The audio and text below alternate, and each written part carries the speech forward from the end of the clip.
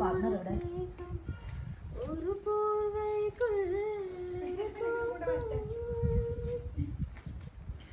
ഞങ്ങളെല്ലാവരും ഇന്ന് വളരെ പീസ്ഫുള്ളായിട്ടുള്ളൊരു മൈൻഡോടുകൂടി വളരെ ഹാപ്പി ആയിട്ട് കൃഷ്ണ ടെമ്പിളും അതുപോലെ തന്നെ കൃഷ്ണ ബസാറും പുഷ്കരണിയൊക്കെ കാണാൻ വേണ്ടി ഇറങ്ങിയിരിക്കുകയാണ്. നിങ്ങളെല്ലാവരും ഈ വീഡിയോ ഫുള്ള് കാണണം, ഞാനെല്ലാം എക്സ്പ്ലെയിൻ ചെയ്ത് തരുന്നുണ്ട്. ഇതും അന്നത്തെ കാലത്ത് ഒരു യുദ്ധം ജയിച്ചതിൻ്റെ സ്മാരകമായിട്ട് പണി കഴിപ്പിച്ച ടെമ്പിളാണ്. ഈ കൃഷ്ണ ടെമ്പിൾ എന്ന് പറയുമ്പോൾ കൃഷ്ണ ടെമ്പിളിന് ബാലകൃഷ്ണ ടെമ്പിൾ എന്നും അതിന് ഒരു പേരുണ്ട്. അതുപോലെ തന്നെ 15-ാം നൂറ്റാണ്ടിൽ നിർമ്മിച്ചതാണ്. കൃഷ്ണദേവരായർ തന്നെയാണ് ഇത് നിർമ്മിച്ചത്. ഇത് മുഴുവനായും വാസ്തു ശാസ്ത്രപ്രകാരം നിർമ്മിച്ച ഒരു ടെമ്പിളാണ്. ഇതിനകത്ത് അതിൻ്റേതായിട്ടുള്ള അളവുകളും ആ ഒരു വാസ്തു ശാസ്ത്രപ്രകാരം നിർമ്മിച്ചത് കൊണ്ട് തന്നെ അതിൻ്റേതായ രീതിയിലുള്ള നിർമ്മിതികളാണ് മുഴുവനും. ഇതിനകത്ത് അതിന് പെർഫെക്റ്റ് ആയിട്ടുള്ള അളവുകളുണ്ട് എന്നാണ് ഈ ടെമ്പിളിനെ സംബന്ധിച്ചിടത്തോളം നമുക്ക് ഇവിടെ നിന്ന് അറിയാൻ സാധിച്ചിരിക്കുന്നത്.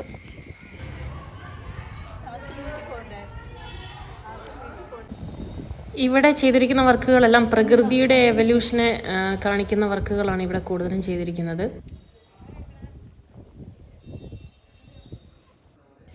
ഇവിടെ ഇങ്ങനെ ഒരുപാട് തവണ റിനോവേഷൻ നടത്തി ഇപ്പോൾ ഉള്ള രീതിയിലേക്ക് മാറ്റിയെടുത്തിരിക്കുന്നതാണ്. അപ്പം പെയിൻറ്റിങ്സിനൊക്കെ ഒരുപാട് ഡാമേജുകൾ വന്നിട്ടുണ്ട്.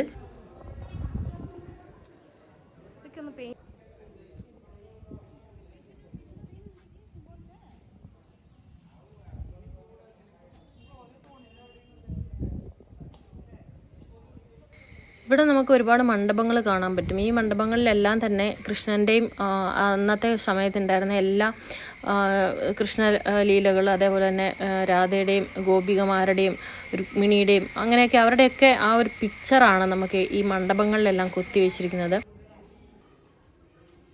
ഒരുപാട് മണ്ഡപങ്ങൾ, ഡിഫറെൻ്റ് ആയിട്ടുള്ള മണ്ഡപങ്ങൾ കാണാൻ സാധിക്കും.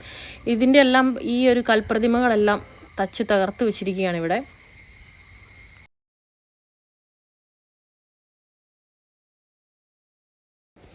ഇവിടെയുള്ള എല്ലാ ക്ഷേത്രത്തിലും ഇതുപോലെയുള്ള മണ്ഡപങ്ങൾ നൃത്തത്തിനും സംഗീതത്തിനും വേണ്ടിയിട്ടും അതുപോലെ തന്നെ വിവിധ തരത്തിലുള്ള ആഘോഷ പരിപാടികൾക്ക് വേണ്ടിയിട്ടും കല്യാണത്തിനും അങ്ങനെയൊക്കെയാണ് എല്ലാ ക്ഷേത്രങ്ങളിലെയും വിവിധങ്ങളായ മണ്ഡപങ്ങൾ അന്നത്തെ കാലത്ത് ഉപയോഗിച്ചിരുന്നതെന്ന് മനസ്സിലാക്കാൻ സാധിച്ചിട്ടുള്ളത്. ഇനി ഒരിക്കലും ഈ നശിപ്പിക്കപ്പെട്ട ക്ഷേത്രങ്ങളിലൊന്നും പൂജയോ കാര്യങ്ങളോ ഒന്നും നടത്താതിരിക്കാൻ വേണ്ടിയിട്ടാണ് അന്നത്തെ സമയത്ത് അവരിതെല്ലാം ഈ കൽപ്രതിമകളെല്ലാം തന്നെ ഫുള്ളായിട്ട് തച്ച് തകർത്ത് വെച്ചത്. ഇത്രയും വലിയൊരു ക്ഷേത്രവും അതിൻ്റെ പരിസരവും ഒക്കെ നമ്മൾ കണ്ടെങ്കിലും ഒരു ദുഃഖം ഇങ്ങനെ വെച്ചിട്ട് ഞങ്ങൾ ഇവിടുന്ന് ഇറങ്ങുകയാണ്. ഇതൊക്കെ നശിപ്പിക്കപ്പെട്ടല്ലോ എന്നോർത്ത്.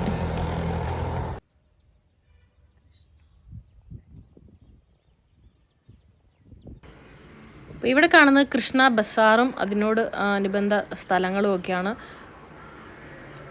ഈ കൃഷ്ണ ബസാറിനാണ് അന്നത്തെ കാലത്ത് ഏറ്റവും കൂടുതൽ സ്പൈസസ് വ്യാപാരം നടത്തിയ ഒരു സ്ഥലമാണ് ഈ കൃഷ്ണ ബസാർ എന്ന് പറയുന്നത്. അപ്പോൾ ഹംപിയിൽ എത്തിയതിന് ശേഷം നിങ്ങൾക്ക് ഇതുപോലെ കൃഷ്ണ ബസാർ അതുപോലെയുള്ള തൊട്ടടുത്ത സ്ഥലങ്ങളൊക്കെ വളരെ പെട്ടെന്ന് തന്നെ റീച്ച് ചെയ്യാൻ പറ്റും. ഓട്ടോകളുണ്ട്, അതേപോലെ തന്നെ ബൈക്ക് വാടകയ്ക്ക് എടുക്കാം. ഒരു ദിവസത്തെ റെൻ്റ് ഏകദേശം 200 രൂപ മുതലൊക്കെ ബൈക്ക് കിട്ടും. പിന്നെ ഓട്ടോ ആണെങ്കിൽ 1500 മുതൽ, അപ്പോൾ ആ സീസൺ ടൈം അനുസരിച്ച് നമ്മൾ വില പേശി മേടിക്കണം. 1500 മുതൽ 3000 രൂപ വരെയാണ് റേറ്റ് വരുന്നതെന്നാണ് ഇപ്പോൾ ഞാൻ അറിയാൻ കഴിഞ്ഞത്. അങ്ങനെ ഞങ്ങൾ പുഷ്കരണിയുടെ തീരത്ത് ഇങ്ങനെ ഇരിക്കുകയാണ്. ഇതാണ് കൃഷ്ണ ബസാറിൻ്റെ തൊട്ടടുത്തുള്ള പുഷ്കരണി. എല്ലാം ഇങ്ങനൊരു നശിപ്പിക്കപ്പെട്ട് ആരും തിരിഞ്ഞു നോക്കുന്നൊന്നും ഇല്ലാത്തൊരവസ്ഥയിലാണ്. എങ്കിലും ഞങ്ങളൊരു പീസ്ഫുൾ മൈൻഡോടുകൂടി ഞങ്ങളിവിടെ ഇങ്ങനെ ഇരിക്കാൻ തീരുമാനിച്ചിരിക്കുകയാണ്.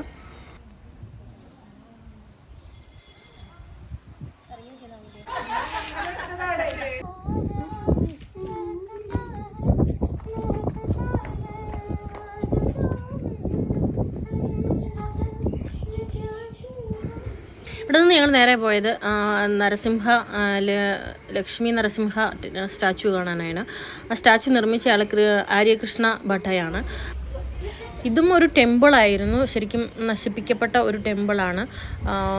അന്നത്തെ കാലത്തെ ഒരുപാട് പ്രാധാന്യം ഉണ്ടായിരുന്ന ഒരു ടെമ്പിളാണ്. 15-ാം നൂറ്റാണ്ടിൽ തന്നെയാണ് ഇത് നിർമ്മിക്കപ്പെട്ടിട്ടുള്ളത്.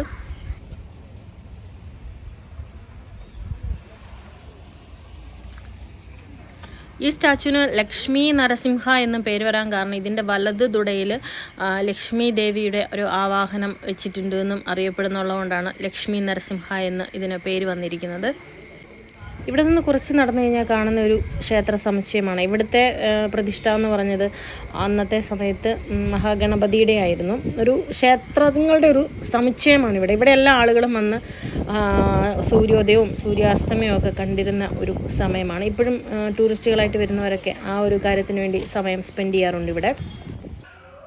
അതിനുശേഷം ഞങ്ങൾ പോയത് കടലേക്കാലു ഗണേശ ടെമ്പിൾ കാണാൻ വേണ്ടിയിട്ടാണ്.